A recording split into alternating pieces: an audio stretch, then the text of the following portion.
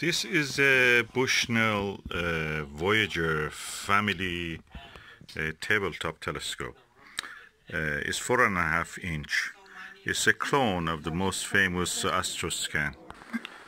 And the felt here, I changed it for a kind of a foam, black foam, as you can see here.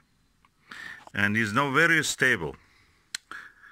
And it can take the weight of a binoviewer. It's the Skywatcher Barlow, cheapest one you can find.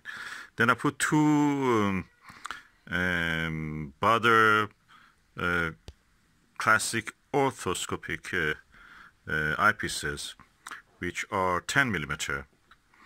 And because it could not come to focus, I had a Skywatcher 2X Barlow, and what I did, the end part of it I removed and attached it to the binoviewer, so it comes to focus now easily.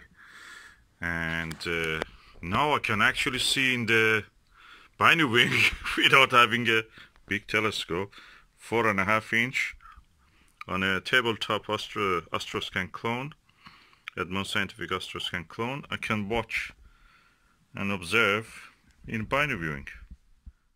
The set I was talking about, this is the Barlow, 2x Barlow. If I had a weaker one, probably I would have used it. I have to dig for it, but at the moment that's enough. And that's the telescope. I'm using the 23mm SVBony Aspherics, and I'm watching through the window. It's amazing. The full disk of the moon is visible. The full crescent of the moon is visible, and it's such a good view. I wish that you could see this. Is there a way to show this? I'm not sure.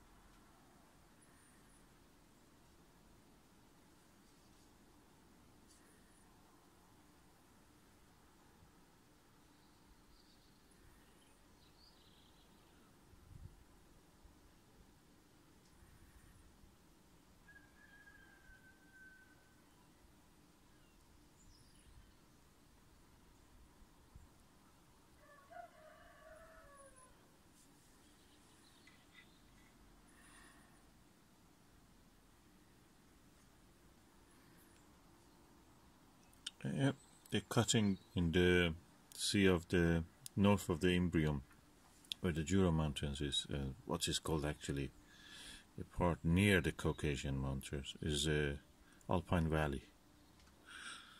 Amazing.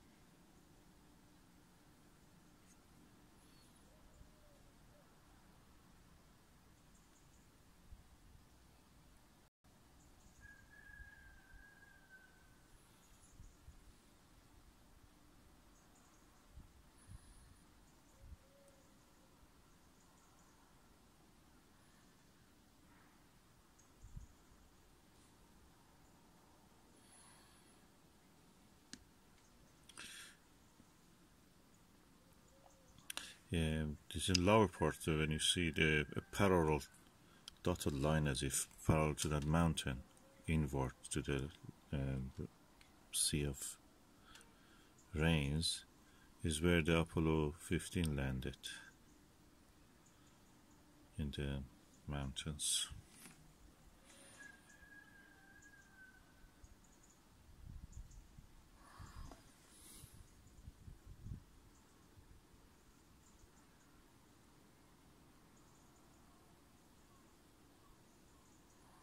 I'll try to zoom on down.